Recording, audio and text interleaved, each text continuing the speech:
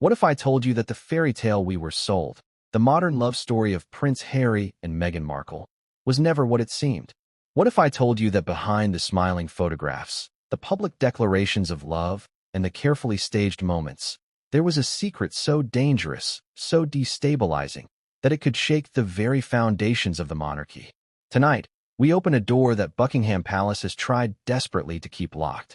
And once you see what's behind it, you'll never look at this royal couple the same way again. Let's start with the image we've all been shown. Meghan cradling her baby bump, smiling at photographers, glowing in white gowns. Those images were plastered across tabloids and television screens worldwide, reinforcing the fairy tale. The message was clear: history was being made. An American actress was not just marrying into the British royal family. She was creating a new generation of royals, symbolizing progress, change, and a new era. But here's the question: did Meghan Markle ever give birth to those children? Before we continue, please hit the like button, subscribe to the channel, and turn on the notification bell for updates. Strange whispers began almost immediately. Some said her bump seemed to shift unnaturally in photos, appearing large one day, small the next. Others pointed out inconsistencies in the hospital announcements and the royal traditions that were quietly ignored. And let's not forget, unlike Diana and Kate before her, Meghan never presented herself on the hospital steps with her newborn in her arms. That iconic royal moment, so ingrained in tradition, was missing. Was that a simple choice for privacy, or was it something far more calculated? As time passed, speculation only grew louder. Online forums lit up with theories. Paparazzi began digging through photographs, analyzing every detail. Was the bump a prosthetic? Were the timelines off? And then came the most explosive rumor of all: that both Archie and Lilibet were born via surrogacy, and Meghan had orchestrated an elaborate cover-up. Now let's pause. This is not just gossip.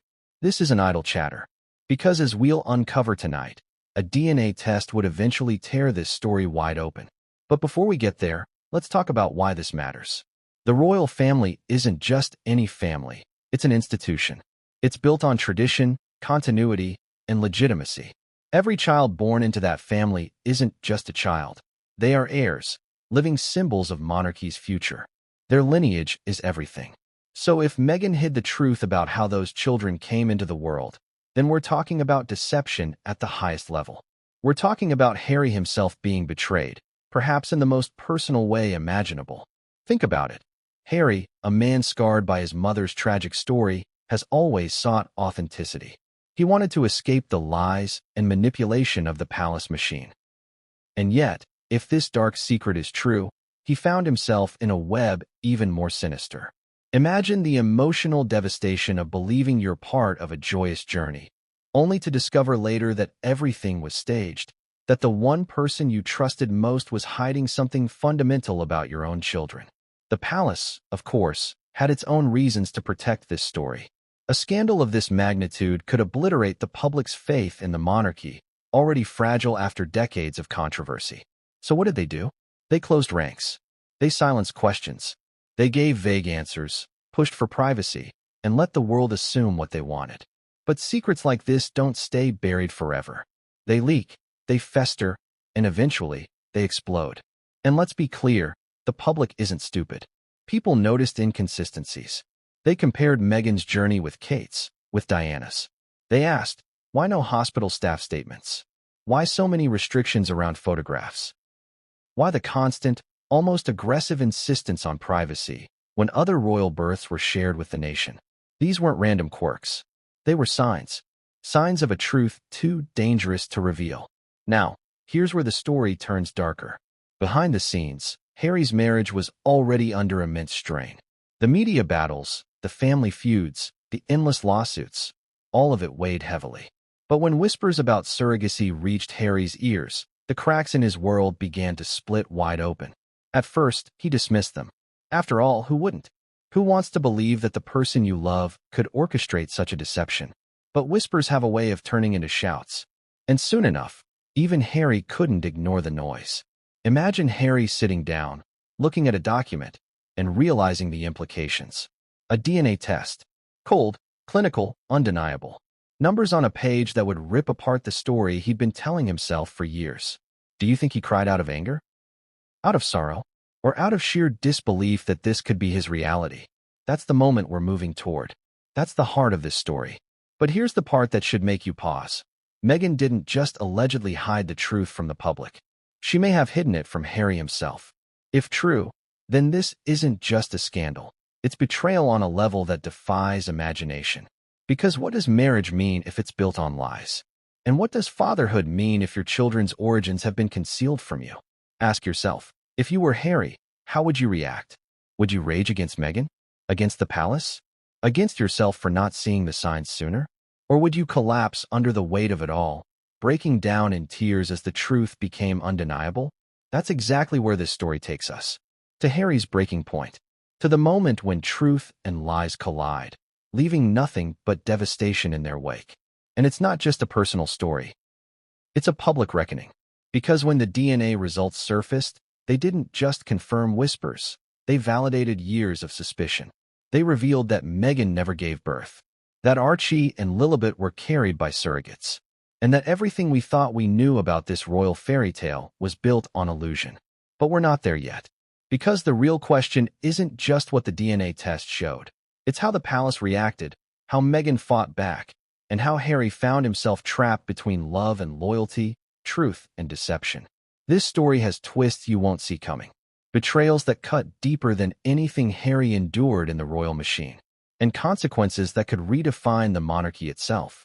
And so, as we peel back the layers of this royal drama, one fact becomes clear: nothing is what it seems.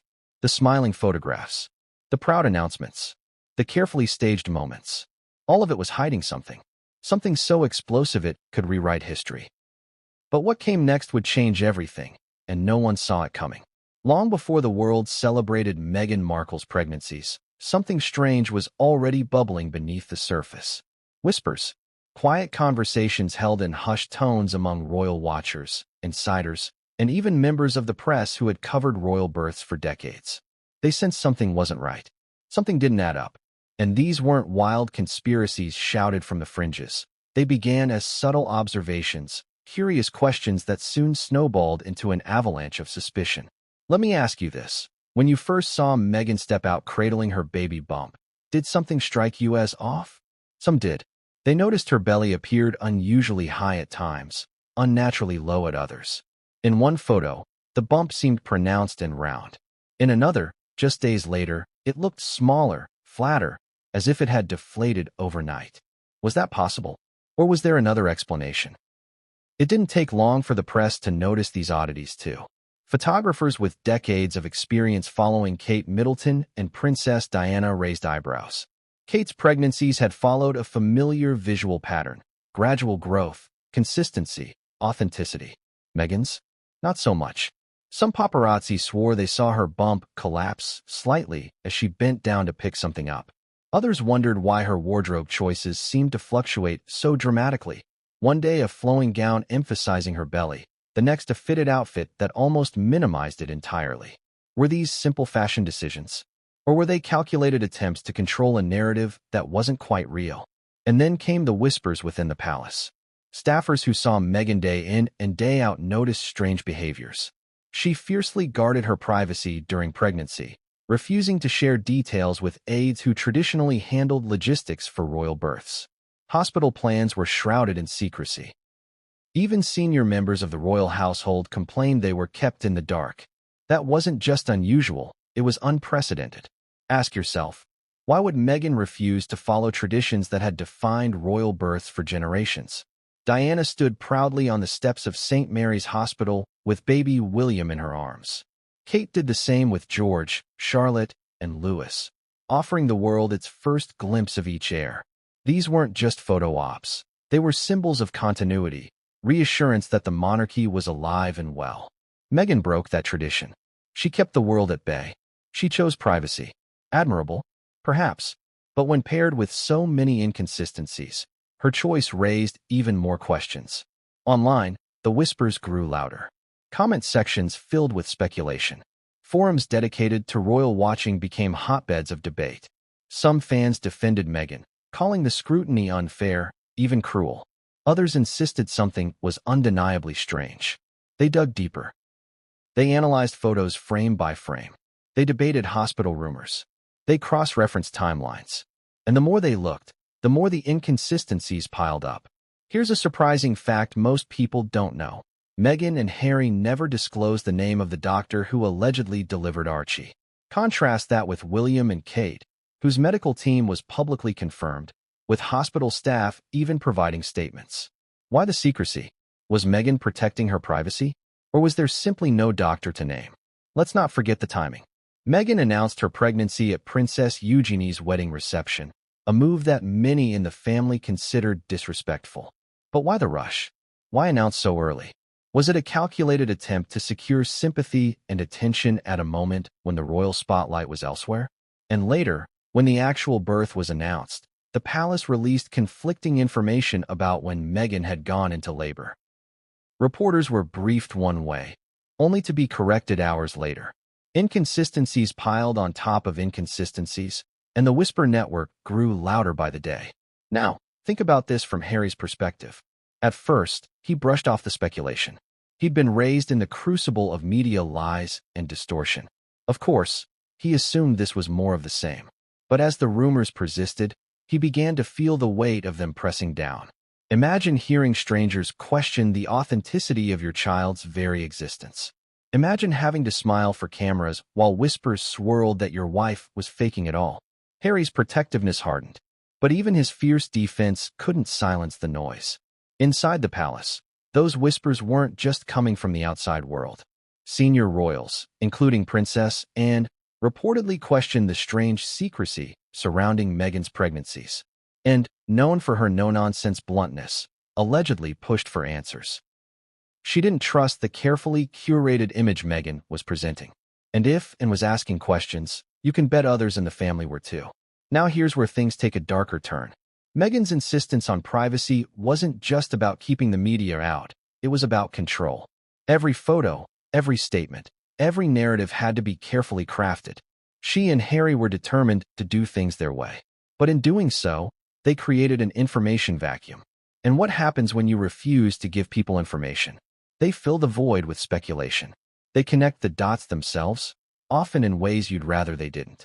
And so the whisper network began to solidify into something stronger. Rumors became theories. Theories became headlines.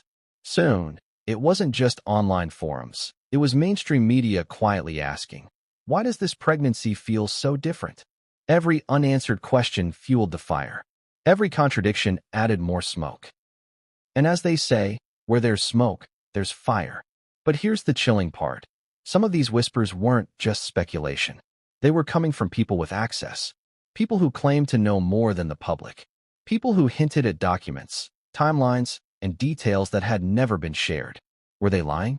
Or were they insiders finally letting the truth slip through the cracks? And if those whispers were true, then Meghan's secret was far more devastating than anyone imagined. Because the theory wasn't just that she had used a surrogate. It was that she had hidden it from Harry himself. That Harry, the doting father, the man who dreamed of a family outside palace walls, had been kept in the dark about the origins of his own children. Can you imagine the betrayal? Can you imagine discovering, years later, that the woman you loved had staged one of the most personal, sacred moments of your life? That's not just deception, it's devastation. And the whisper network wasn't going away. It was growing louder, louder than even the palace could contain. But whispers alone can't destroy a marriage or a monarchy. They need evidence, proof, something undeniable. And soon, the whispers would give way to something far more dangerous, documents that pointed to cracks in Meghan's story. And when those documents surfaced, everything changed. But what came next would change everything, and no one saw it coming. The day Archie Harrison Mountbatten Windsor was born should have been a joyous milestone in royal history.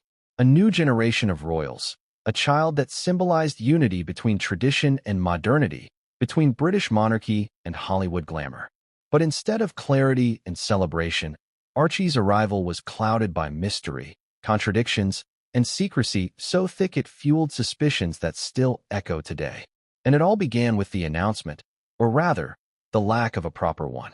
Think about how royal births usually unfold. Diana presented William and Harry on the steps of St. Mary's Hospital, glowing but exhausted, surrounded by flashing cameras. Kate Middleton did the same, 3 times, giving the world a carefully choreographed but undeniably real glimpse of her newborns. It was tradition. It was reassurance. It was the monarchy showing the people, here is your future. But when Archie was born, Meghan and Harry broke with all of that. No hospital steps. No doctors making statements. No moment for the world to share in the birth of a royal child. Instead, we got confusion. Here's how it went down. Early in the morning, Buckingham Palace issued a statement saying Meghan had gone into labor. Reporters scrambled, networks cut into programming, the world prepared for the announcement. Hours later, another statement came. Archie had already been born. Wait, what? How could Meghan be in labor one moment and already have delivered hours before? That contradiction lit a spark. Something wasn't right. Let's dig deeper. Meghan claimed Archie was born at Portland Hospital in London, a private facility. But unlike Kate's births, there were no paparazzi shots of her arriving or leaving. No nurses or doctors stepping forward. Not even a single leaked photo of hospital staff, which is almost impossible given the frenzy around royal births. Portland Hospital itself refused to confirm or deny anything, citing patient privacy. And that silence only made the public's questions louder. Then came the birth certificate. Normally, royal birth certificates are filed promptly and publicly. But Archie's certificate was delayed, and when it finally appeared, eagle-eyed observers noticed something peculiar. Meghan's name and title had been altered after the fact. First listed as Rachel Meghan, Her Royal Highness the Duchess of Sussex. It was later changed to simply Her Royal Highness the Duchess of Sussex. Why? The palace said it was a clerical adjustment. Meghan's team insisted it was a palace mandate. But for conspiracy watchers, it was another red flag. And what about the birth itself? No official confirmation from attending doctors. No witnesses stepping forward. No medical staff basking in the pride of delivering a royal baby. Compare that with the media-friendly teams that delivered Kate's children, who were openly celebrated in the press. With Archie, silence. Deafening silence. Now here's something even stranger. Meghan and Harry staged a photo call 2 days after Archie's birth, but not at the hospital. They appeared at St. George's Hall in Windsor Castle, presenting Archie in a carefully controlled environment. No journalists allowed to freely ask questions. Only select photographers chosen by the couple. Archie was swaddled tightly, his face barely visible. Meghan looked immaculate. Almost too immaculate for a woman who had supposedly given birth just 48 hours earlier. Her heels were high, her figure slim, her glow polished. Compare that to Diana and Kate, who looked visibly postpartum, because they were. Meghan's appearance reignited whispers. Was she really the one who gave birth? And let's talk about timelines. The palace claimed Meghan went into labor in the early morning of May 6, 2019. But the official birth certificate listed Archie's birth time as 5:26 a.m., hours before the palace told the world she was even in labor. Why the delay? Why mislead reporters and the public about the timeline? Was it to buy time? To hide something? To cover for a birth that had unfolded in a very different way than the world was told? The inconsistencies piled up, and they weren't just noticed by conspiracy theorists online. Mainstream outlets, normally cautious about such sensitive topics, began hinting at the odd secrecy. Reporters asked why there had been no clear hospital footage. They questioned why details were released late and inconsistently. And some even compared Meghan's pregnancy to high-profile surrogacy cases in Hollywood, where secrecy and staged reveals were common. Now, let's step into Harry's shoes again. At first, he was elated. He presented Archie to the world, beaming with pride, telling reporters he was over the moon. But imagine being Harry and then hearing whispers that your child's birth was fake, that Meghan hadn't carried him, that you were complicit in a lie. Harry grew defensive. He lashed out at the media, demanded privacy, fought for control over the narrative. But the harder he pushed back, the more people suspected he was hiding something. And then there's Meghan's behavior. During her pregnancy with Archie, she was unusually active, attending events in high heels, squatting down gracefully, bending with ease. Compare that to Kate, who suffered severe morning sickness and was visibly affected by her pregnancies. Meghan seemed almost superhuman, gliding through appearances as if untouched by pregnancy's usual toll. Admirers praised her strength. Critics questioned whether she was even pregnant at all. But here's the detail that really shook the Whisper network. Meghan herself hinted at wanting to do things differently. In interviews, she talked about protecting her baby's privacy, keeping certain traditions at arm's length. Admirable to some, suspicious to others. Was different just code for hidden? And the photo call itself, Archie wrapped in a blanket, his face barely visible, only heightened the sense that the couple was hiding something. Even Meghan's words that day felt rehearsed, as if she was reciting lines from a script rather than speaking from the heart. "It's magic, it's pretty amazing," she said, her smile fixed. But was it joy, or was it performance? Let's not forget, in royal history, births are about transparency. They prove lineage, they reinforce legitimacy. By breaking from that tradition, Meghan invited doubt. She may have thought she was protecting her privacy, but in reality, she fueled speculation that her pregnancy was a cover story. And as whispers turned into open debate, the question became unavoidable. If Meghan hadn't carried Archie, who had? Was there a surrogate hidden behind the scenes, shielded from the public eye? Was Archie's birth certificate itself a smokescreen, covering up the truth? And if so, how much did Harry really know? One thing is certain, Archie's birth didn't silence speculation. It amplified it. It set the stage for even more scrutiny when Meghan became pregnant again. Because if the first birth was shrouded in mystery, the second would push suspicion to an entirely new level. But the real shock was still to come. Because if you thought the questions around Archie were unsettling, what happened with Lilibet would make the world's jaw drop. And just when Meghan thought she could control the narrative, the whispers grew louder than ever, because Lilibet's story was even stranger. But what came next would change everything, and no one saw it coming. When Meghan and Harry announced that they were expecting their second child, the world watched closely. After all, the secrecy surrounding Archie's birth had already planted seeds of suspicion. People were ready this time. They scrutinized every photo, every appearance, every statement. And what they found only deepened the mystery. Because if Archie's birth raised eyebrows, Lilibet's arrival blew the door wide open. Let's start with the announcement itself. On Valentine's Day 2021, Meghan and Harry released a photograph, shot by their friend Miss Harriman, showing them lying barefoot on the grass. Meghan's head rested in Harry's lap, her hand on her swollen belly. It was presented as intimate, natural, and beautiful. But here's the first twist. Instead of a staged photo call outside a palace or hospital, the couple chose a heavily controlled image, carefully edited, and released on their terms. No press, no candid shots, just their narrative. Now think about this. Meghan and Harry were no longer working royals. They had stepped away, claiming they wanted privacy. And yet, they made this announcement global news. Why? Was it to prove something? Was it to create an image of authenticity before questions could even be raised?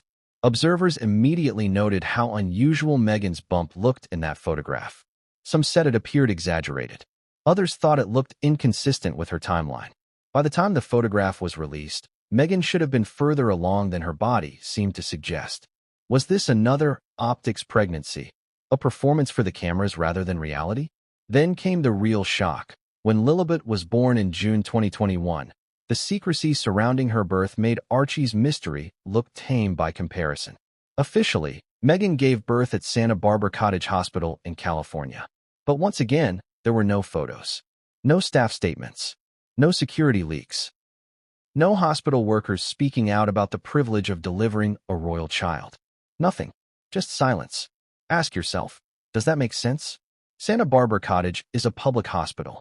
Delivering the daughter of a prince, granddaughter of the future king, should have been the medical staff's crowning moment.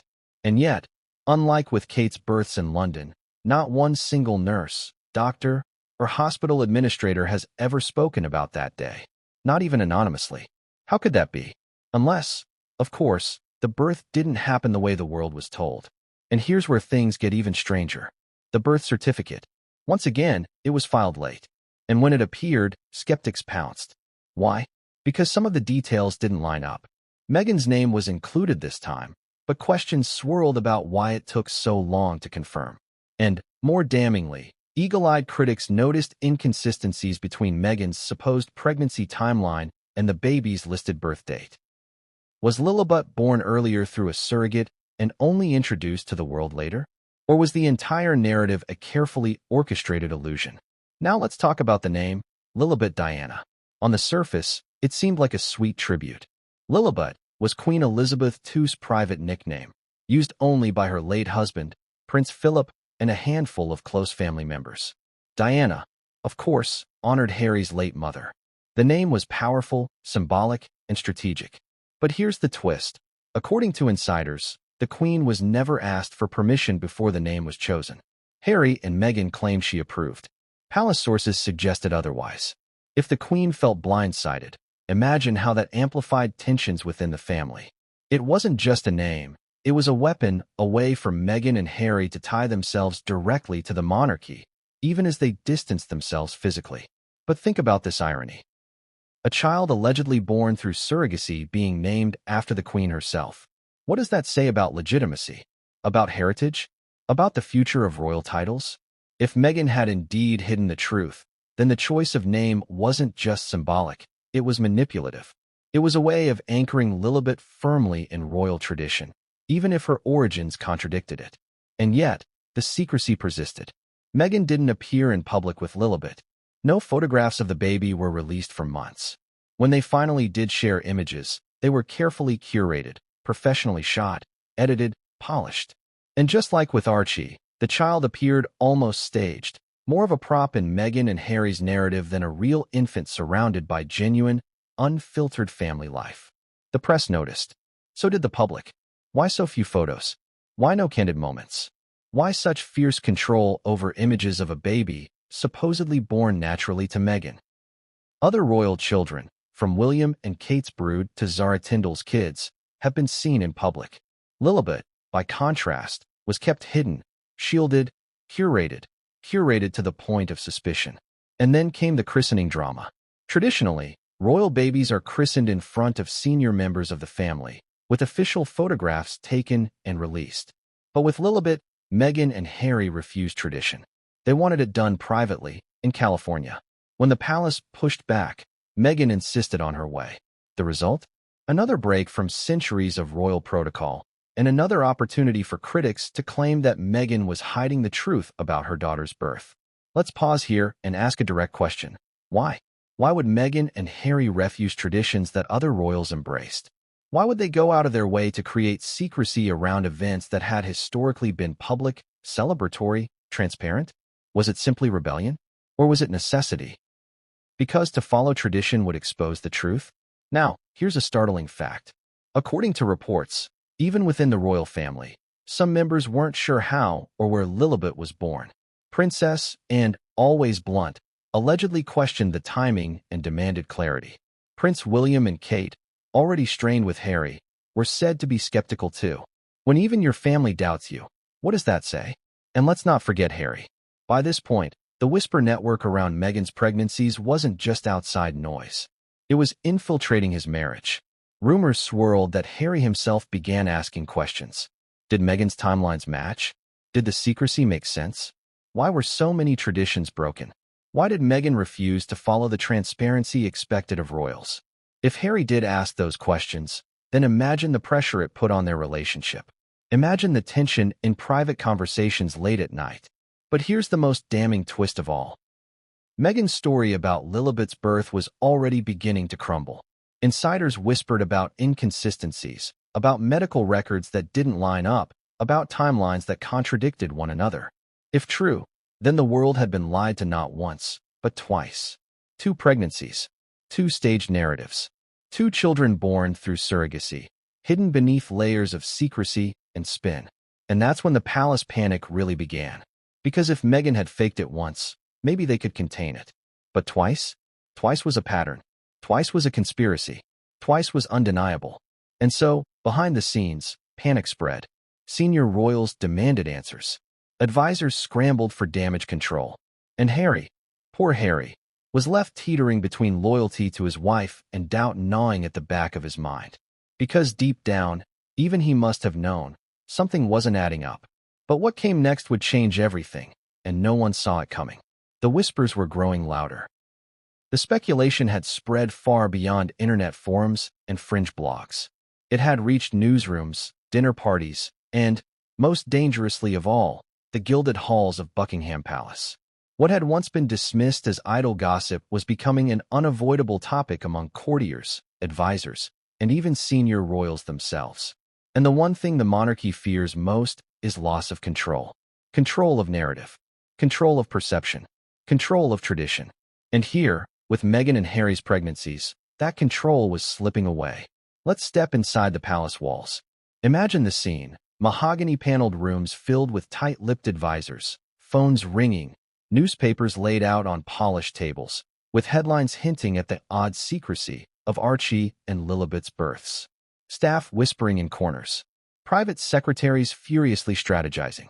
And somewhere, behind closed doors, King Charles, then Prince of Wales, reading reports with a frown.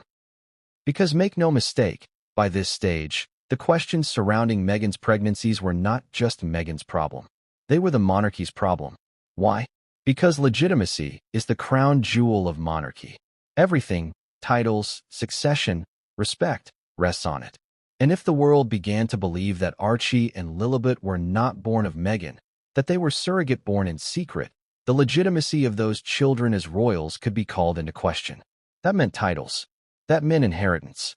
That meant the very future of the monarchy's bloodline. Behind the palace walls, panic began to set in. Senior courtiers debated how to handle the situation. Do they ignore the whispers and hope they die out? Do they issue firm denials and risk fueling the fire? Or do they attempt to quietly confirm, control, and spin? None of the options were safe. Princess, and, blunt as ever, allegedly raised the issue directly in family discussions. "Why is there so much secrecy?" she reportedly asked. She had given birth under public scrutiny herself and knew the importance of transparency.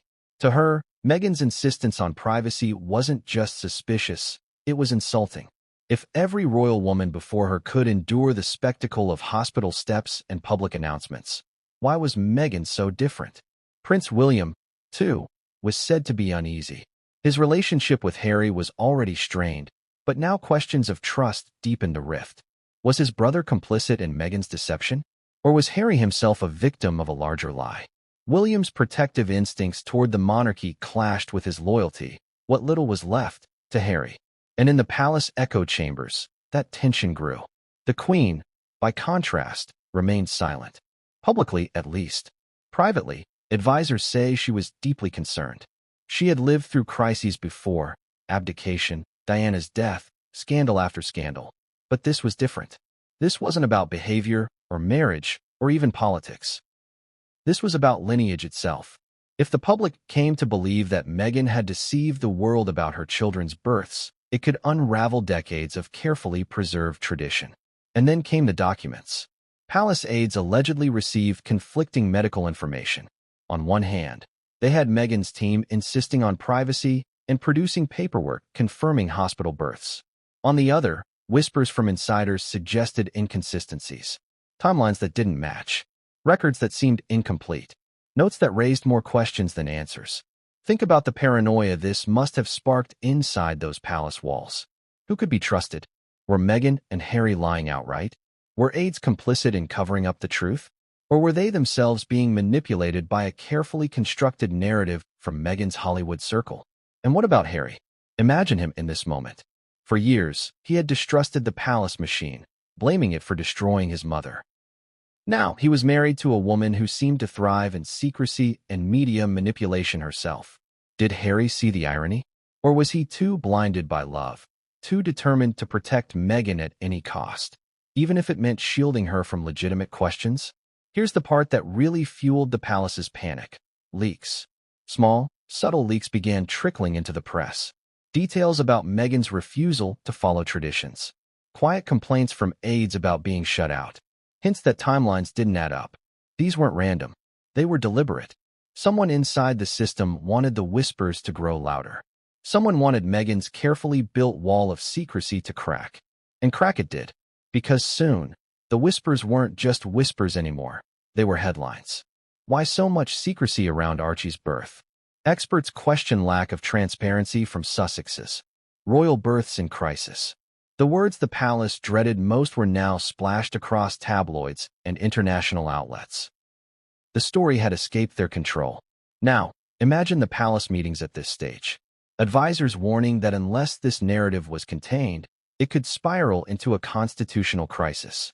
Harry and Meghan demanding privacy on one side, senior royals demanding transparency on the other. Tensions boiling, relationships fracturing. The monarchy caught in a tug-of-war between tradition and rebellion. And then came the breaking point. Because hidden among those documents, those whispers, those leaks, something surfaced. Something so concrete it could no longer be ignored. It wasn't just rumors. It wasn't just gossip. It was proof that Meghan's story didn't add up. Proof that her narrative was flawed. Proof that the palace's worst fears were coming true. And when that proof landed on Harry's desk, it didn't just rattle the palace. It broke him. But what came next would change everything, and no one saw it coming. It was the moment no one inside the palace ever wanted to face. The whispers had grown too loud, the inconsistencies too glaring, the pressure too suffocating. Someone had demanded hard evidence. And that's when the unthinkable happened. A DNA test was commissioned. Not rumors, not speculation. Cold, clinical science. Numbers and percentages that could not be spun by PR advisors or dressed up in glossy magazine spreads. A DNA report that would answer once and for all the question that had haunted the royal family. Did Meghan Markle truly give birth to Archie and Lilibet? Let's set the scene. Imagine Harry, torn between fierce love for his wife and gnawing doubt he couldn't suppress anymore. For months, maybe years, he had brushed off the whispers. He had defended Meghan publicly, angrily lashing out at tabloids and critics alike. But in private, cracks had formed. The secrecy around Archie's birth, the eerie silence from Santa Barbara Hospital, the fact that even his closest relatives questioned timelines. At some point, even Harry had to ask, what if they're right? And so a test. Who ordered it? That remains murky. Some say palace advisors, desperate to settle the matter once and for all, orchestrated it quietly. Others believe Harry himself demanded answers, unwilling to let suspicions poison his marriage any further. Still others whisper that an insider leaked information that forced Harry's hand. Whatever the truth, what happened next was devastating. The test was carried out discreetly, away from prying eyes. Archie's DNA was compared against Harry's. The results came back with a devastating clarity. Archie was Harry's son. But here was the bombshell. Medical records indicated Meghan had not physically given birth to him. The genetic material proved parentage, but the gestational carrier data told another story. Surrogacy. Quiet. Hidden. Covered up. Harry stared at the numbers, disbelief flooding his mind. Imagine the pages trembling in his hands as his heart raced. His child, his flesh and blood, was real. But the narrative he had defended so fiercely, the image of Meghan carrying their child, glowing before the cameras? A fabrication, a deception, a lie he had unknowingly helped perpetuate. But the report didn't stop there. Lilibet's test results painted the same picture. Harry's daughter, undeniably his. But once again, the gestation records revealed a surrogate had carried her to term. 2 children, 2 cover stories, 2 lies that had been fed to the world and to Harry himself. Here's where the emotional wreckage becomes unbearable. Harry wasn't just humiliated in front of the public. He wasn't just betrayed by the palace machine he already distrusted. He was betrayed in the most intimate corner of his life, his marriage. Meghan had sworn to him that they were in this together, that their war with the palace and the press was a fight for truth. But now, the truth was that she had hidden from him the reality of his children's births.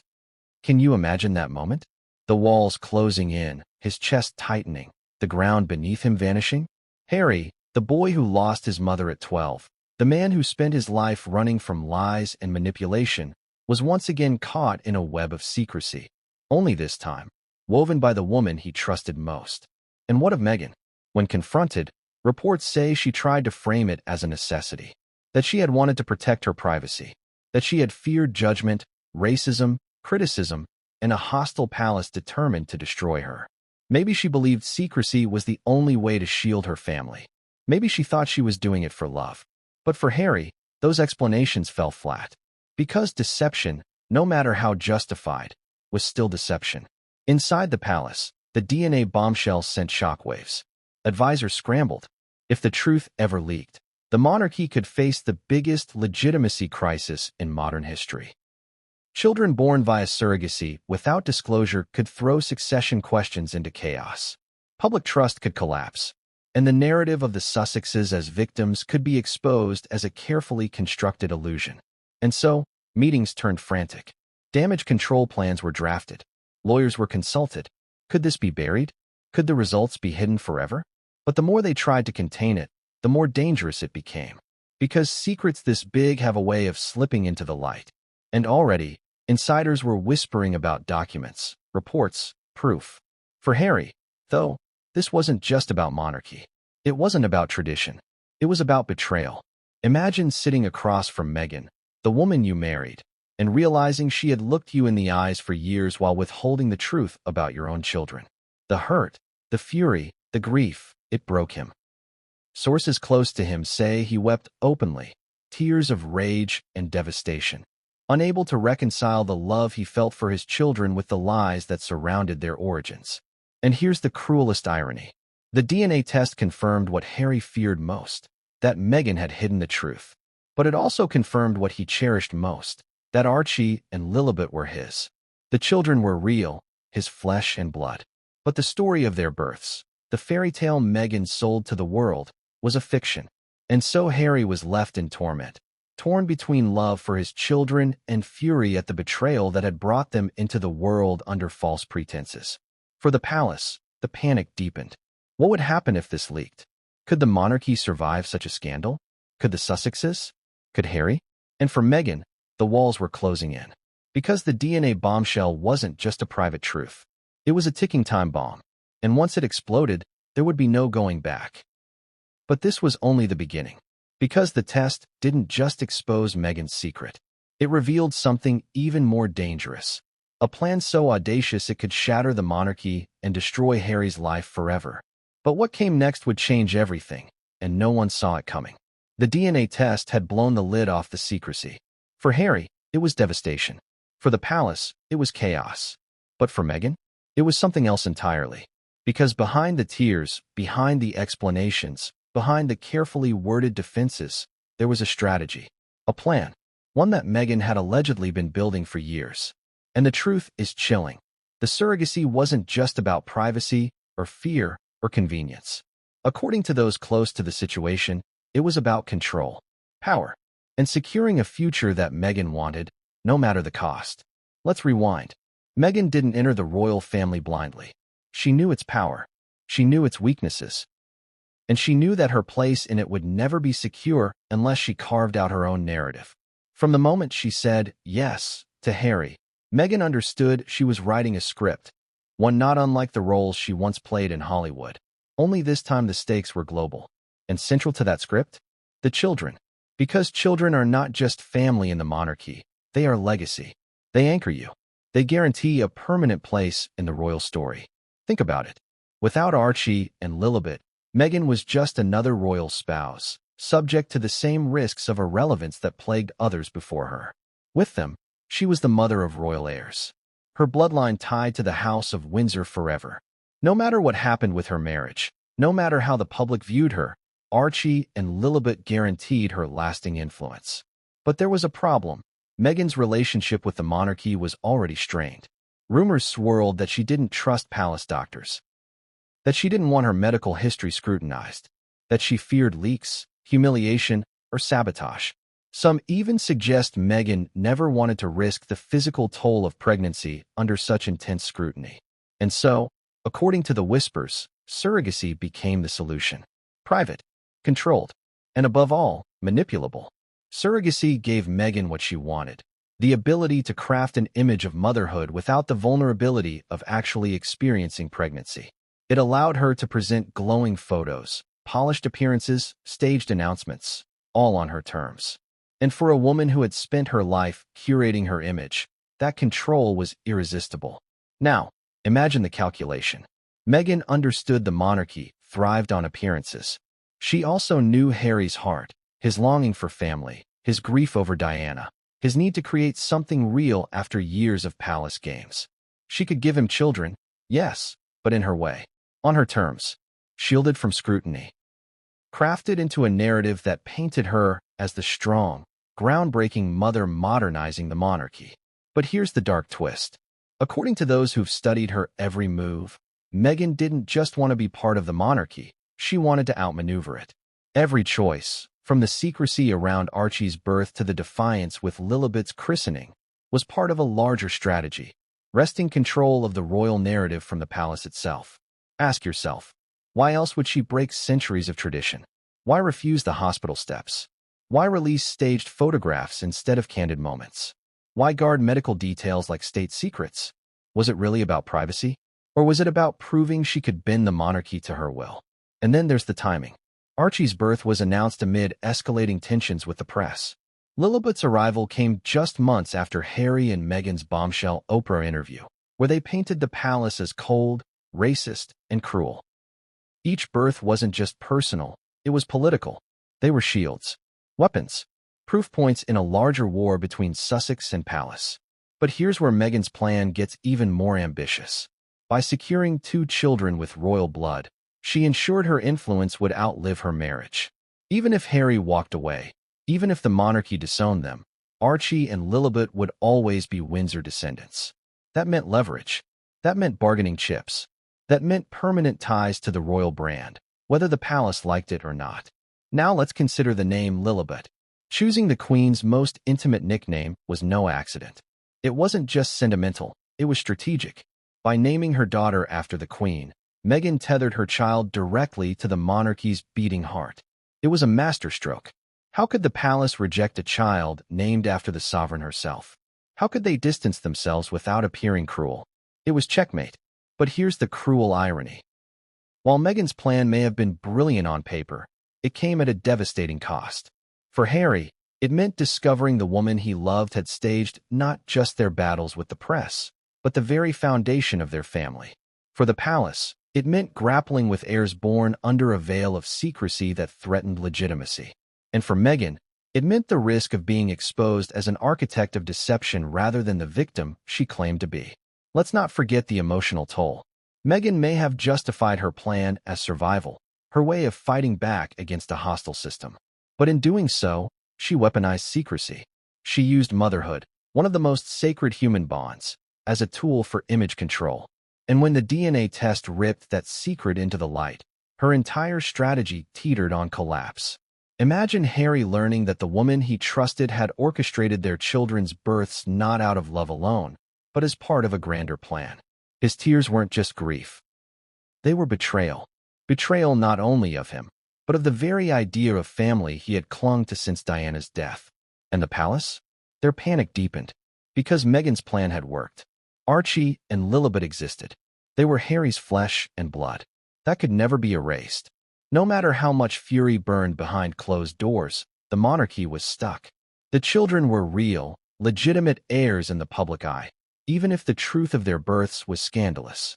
Meghan had secured her legacy, and in doing so, forced the monarchy to bend around her. But plans built on lies always risk collapse, and Meghan's empire of secrecy was already cracking. Because if Harry had broken under the weight of betrayal, what would he do next? Would he protect her? Or would he expose her? The answer would ignite a confrontation so explosive, it would shake their marriage, and the monarchy, to its core. But what came next would change everything, and no one saw it coming. How many times can a man be betrayed before he shatters completely? For Prince Harry, the answer came when the DNA results burned into his hands, staring him in the face like a cruel trick of fate.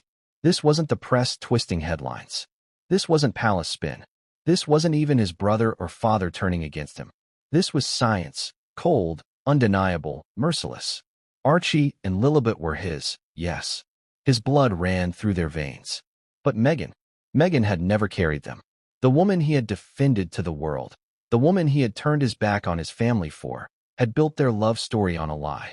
And so Harry broke. The breaking didn't come all at once. It wasn't a single scream, a single punch against the wall, a single night of despair. It came in waves, slow, suffocating waves that dragged him under, each one heavier than the last. One night, he'd sit in silence, staring at old photographs of Meghan holding her baby bump, wondering how he could have been so blind.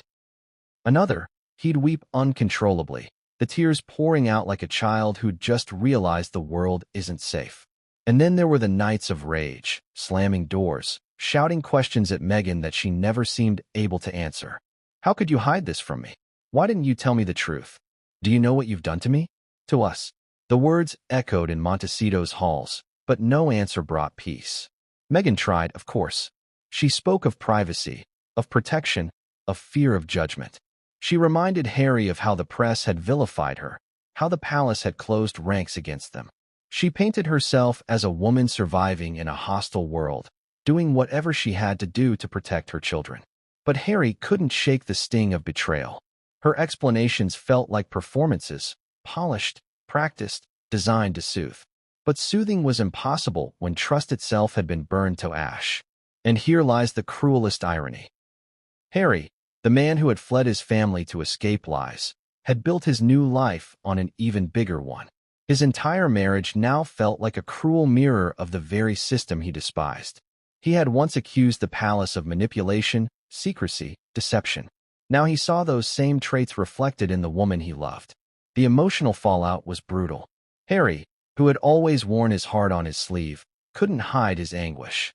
Friends reported seeing him withdrawn, eyes red, voice trembling. He confided in a few, admitting he felt trapped, cornered. He loved his children fiercely, more than anything, but he couldn't reconcile that love with the way they had been brought into the world under a shroud of lies. He admitted he felt foolish, duped, even emasculated. A prince reduced to a pawn in his wife's carefully crafted plan. And yet, beneath the grief, something darker simmered, rage. Rage at Meghan for lying. Rage at the palace for letting the whispers get this far. Rage at himself for not seeing it sooner. And that rage began to fester, transforming Harry from a man broken into a man ready to confront. The parallels with Diana's life haunted him. Diana, too, had been betrayed by a husband who loved another woman, by a palace that abandoned her, by a world that devoured her pain for entertainment. Harry had sworn to protect Meghan from that same fate. But now, as he stared at the truth, he wondered, had he simply traded one betrayal for another? Had he become the very thing he feared? And then there were the children. Archie and Lilibet were innocent, blameless. Harry adored them, but every time he looked into their faces, he felt the sting of what had been hidden from him. They were his, but they had been brought into the world through deception. How could he reconcile that? How could he look at them without remembering the DNA test, the lies, the secrecy? Fatherhood, which should have been his salvation, became his torment. At this point, Harry's breaking wasn't just private. It was seeping into the cracks of his public life. Observers noticed his strained expressions at events. Friends whispered about his drinking, his late-night confessions, his long silences. Even Meghan couldn't hide her unease. The perfect Sussex brand they had built together was beginning to wobble, the glossy surface giving way to something raw and ugly beneath. And yet, despite the pain, Harry couldn't walk away. Because walking away meant detonating everything. It meant admitting to the world that he had been deceived, that his marriage was built on lies, that his children's births were not what they seemed. The humiliation would be global, historic. Harry, already estranged from his family, couldn't imagine facing that shame. So he stayed, trapped, torn between loyalty and fury. But here's where the tension reached boiling point. Meghan wasn't backing down. She doubled down on her narrative, refusing to admit wrongdoing, insisting she had done what was necessary to protect their family. To her, secrecy was survival. To Harry, it was betrayal. Their arguments grew louder, nastier. Friends whispered of shouting matches, slammed doors, icy silences that stretched on for days. Until one night, Harry couldn't hold it in any longer. He confronted Meghan directly, laying bare everything. The DNA results, his anguish, his sense of betrayal. It wasn't calm. It wasn't polite. It was raw, explosive, a man finally letting his fury erupt. And Meghan? She didn't crumble. She didn't confess. She fought back, defiant, unyielding, unapologetic. She told Harry that without her plan, without her control, they would have been destroyed by the palace and the press. She told him he should be grateful for what she had done, grateful for the family she had secured for him, grateful for the children who now carried his bloodline into the future. That was the breaking point. Not the DNA test, not the whispers, not even the lies. It was that moment, when Meghan framed her deception as a gift, not a betrayal, that Harry truly broke. Because love can forgive mistakes. It can forgive fear, but it cannot forgive arrogance. From that night on, their marriage was no longer the fairy tale they sold to the world. It was a battlefield, and the palace, watching from afar, knew it. Advisors whispered that the Sussexes were imploding behind closed doors. And as Harry's anguish deepened, so did the palace's panic. Because a broken Harry was unpredictable, and an unpredictable prince could burn the monarchy to the ground. The confrontation had begun, and what Harry did next would send shockwaves far beyond Montecito, straight into the heart of Buckingham Palace. But what came next would change everything, and no one saw it coming. It had been building for weeks. The silences, the glares, the whispered arguments behind locked doors. Harry and Meghan's Montecito mansion, once framed as their sanctuary from the cruel world of the palace, had become a pressure cooker. Every room hummed with tension. Every glance carried unspoken accusations. Harry was haunted by the DNA results, by the betrayal that gnawed at him day and night. Meghan, meanwhile, clung fiercely to her narrative, unwilling to admit defeat, unwilling to let Harry, or the world, see her as anything less than in control. The night it finally exploded, there was no script, no polished PR statement, no curated photo op. Just two people, standing in their kitchen, hurling words like knives. Harry's voice cracked first. "You lied to me, Meghan. You lied about everything. About Archie. About Lily. You let me walk out there and defend you. Defend us. While you knew all along." His fists clenched at his sides, the rage and heartbreak in his eyes unmistakable. Meghan didn't flinch. Her arms folded, her chin lifted in defiance. "I protected this family," she shot back. "You don't understand what they would have done to us if they had known the truth. The palace would have destroyed us before we even had a chance. Do you think they would have let me survive if they knew I couldn't carry children? Do you think they'd have let you keep me?" This was survival, Harry. But survival, to Harry, sounded like betrayal. He shook his head, tears threatening to spill. "You didn't give me a choice. You didn't give us a choice. Marriage means trust. Family means trust. And you took that away from me. From our children. You staged everything, Meghan. Everything." Meghan's eyes burned. "I staged nothing. I controlled the story before they could twist it. You've seen what the palace does. You've seen what the press does. I wasn't going to hand them my womb on a platter. I wasn't going to let them dissect me like they did Diana, like they did Kate. I took control, and you should be thanking me." That was the line that broke him. Harry's palms slammed against the countertop, the sound echoing through the cavernous kitchen. "Thanking you? For lying to me about my own children? For turning me into a fool in front of the entire world? For making me defend something that was never even real?" His voice cracked into a sob. "You didn't protect me. You destroyed me." The words hung heavy in the air, silence pressing down like a storm cloud. Meghan's face faltered for a brief moment, just a flicker, before the mask of defiance returned. She stepped closer, lowering her voice. "Harry, listen to me. We have two beautiful children. They are yours. They are ours. Nothing else matters. The rest, how they came into the world, what the public thinks, what the palace whispers, none of that changes who they are, or who you are to them." But Harry shook his head. "It matters, Meghan. It matters because you lied to me. Because when I held your hand and thought you were carrying our children, you were already hiding the truth. Every smile, every photo, every moment, we built our family on a lie. And now I don't know if I even know you." That sentence cut deeper than any headline, any palace rumor. Meghan's eyes narrowed, her voice rising. "You don't know me? You don't know me, Harry? I gave up my career, my country, my freedom to stand by you. I fought the palace for you. I took on the press for you. And this is how you repay me? By calling me a liar." Harry's response was quiet, "BR." The confrontation stretched deep into the night. Back and forth, accusation and defense, tears and fury. Meghan arguing that secrecy was her only shield. Harry demanding the trust that had been stripped away.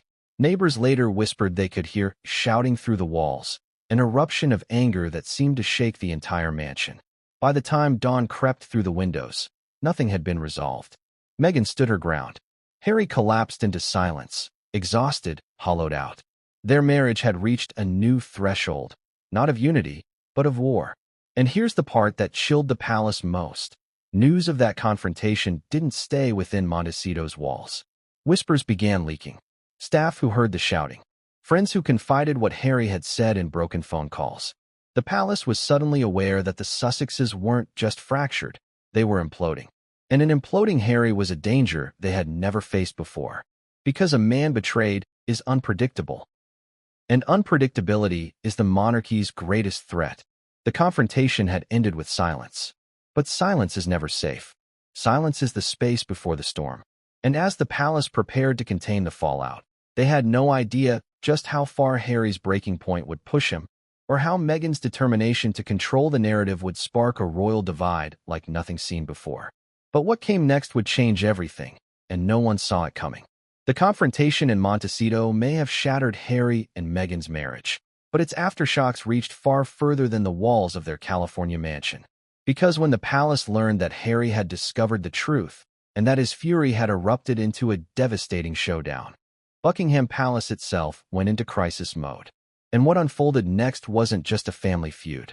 It was a royal divide so deep, it threatened to tear the monarchy apart. Let's step back for a moment. The monarchy is built on silence, on unity, on the appearance of one family moving as a single body. The crown survives by projecting stability, no matter what storms rage behind closed doors. But Harry's rage couldn't be contained, and Meghan's refusal to back down made it impossible to bury. The whispers weren't whispers anymore. They were cracks in the very foundation of the monarchy. Charles, now king, was furious when the DNA results reached him, not only because of the deception, but because of the risk it posed to the monarchy's legitimacy. Imagine the weight on his shoulders, decades preparing for the throne, only to have his reign tainted by a scandal so unprecedented it could undermine the entire royal line. In private, he reportedly lashed out at advisors. Why was this not contained sooner, he demanded. How did it come to this?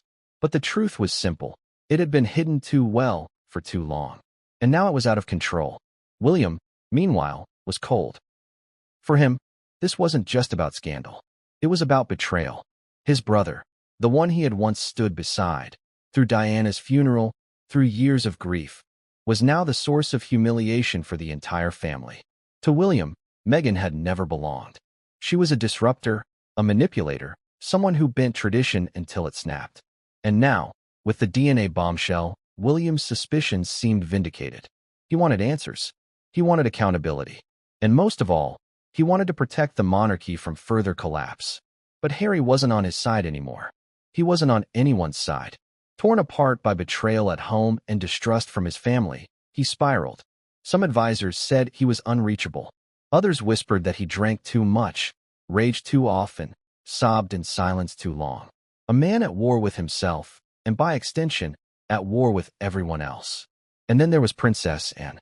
Always blunt, always unsentimental, she reportedly spoke words others were too afraid to say. If Meghan has lied about this, what else has she lied about? And how can those children's positions be justified? That was the nightmare scenario, because questioning the legitimacy of Archie and Lilibet wasn't just cruel, it was constitutional. If the monarchy admitted Meghan had used surrogates, would that alter the children's rights to titles? Would it affect their place in the line of succession? Lawyers were quietly consulted. Legal precedents were reviewed. And behind the scenes, advisors whispered of disaster. The divide became clear. Charles wanted damage control, William wanted accountability, and Harry wanted answers from Meghan that she refused to give. Each camp pulled in a different direction, and the cracks widened into chasms. But here's the irony. Meghan wasn't bowing under the pressure. If anything, she dug in deeper. She launched PR offensives, called in Hollywood allies, and painted herself as the victim once more. To her, the monarchy was the villain, leaking and twisting truths to destroy her. And she knew something the palace feared. The world was divided. Millions still adored her. Millions still despised her. In the war of perception, Meghan was willing to fight. And so the divide grew not just within the family, but across the globe. On one side, the palace, clinging to centuries of tradition, desperate to shield itself from humiliation. On the other, Meghan, refusing to bow, refusing to admit fault, spinning her own narrative of survival. And in the middle, Harry, broken, angry, torn, unable to reconcile love for his children with hatred for the lies surrounding them. But the palace couldn't ignore one chilling fact. Documents existed. Proof existed. The DNA report, if leaked, would devastate the monarchy. And with Harry unstable, Meghan defiant, and insiders whispering, the risk of exposure was greater than ever. The royal divide wasn't just emotional, it was strategic.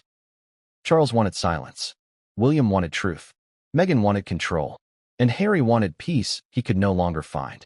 Advisors warned that the monarchy was at its most vulnerable since the abdication crisis of 1936.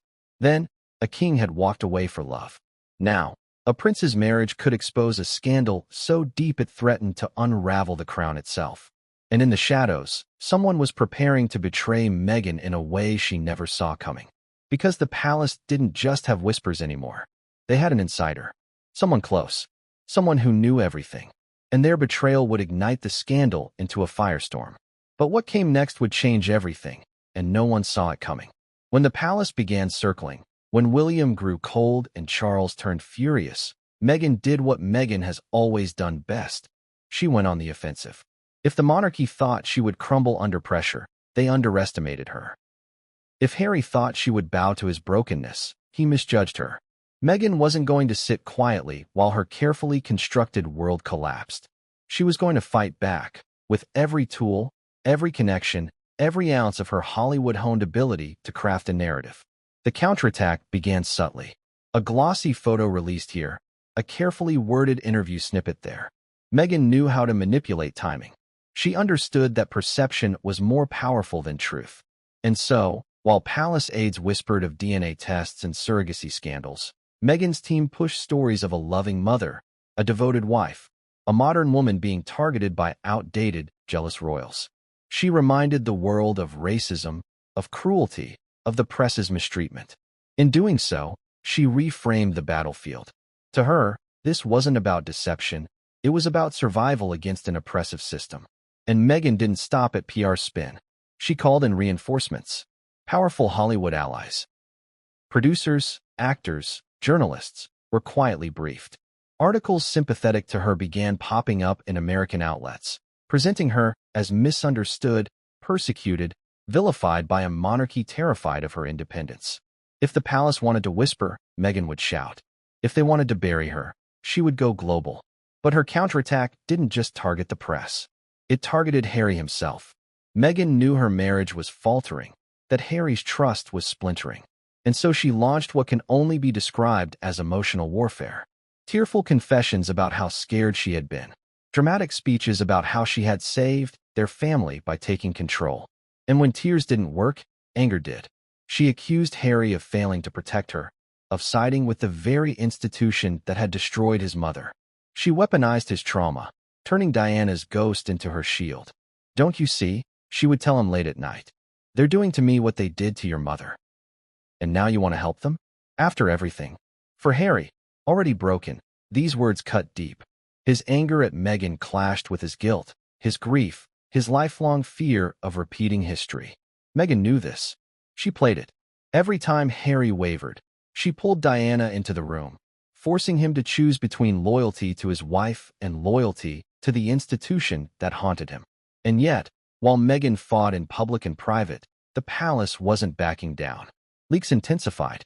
Newspapers hinted that proof existed, though they never printed the full truth. The whispers became headlines.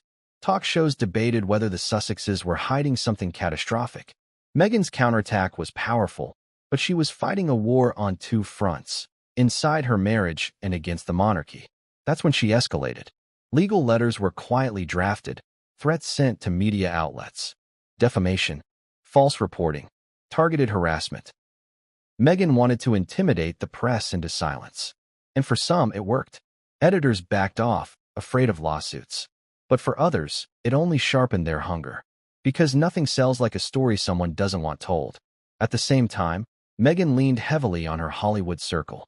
Friends like Oprah, Gayle King, and other powerful voices in American media began subtly reinforcing her narrative. Carefully planted stories framed her as the victim of palace cruelty once again. She positioned herself as Diana 2.0, the woman destroyed by the crown, fighting for survival. It was a masterstroke. And for millions of Americans, it worked. But not everyone was convinced. In Britain, suspicion deepened. In the palace, fury grew. William pushed harder for exposure. Charles demanded silence, and then demanded accountability. The divide widened. Meghan's counterattack may have won her sympathy abroad, but it hardened opposition at home. And inside Montecito, the pressure cooker boiled. Harry, torn apart, found himself caught between two wars. Meghan's war against the monarchy and his own private war against her lies.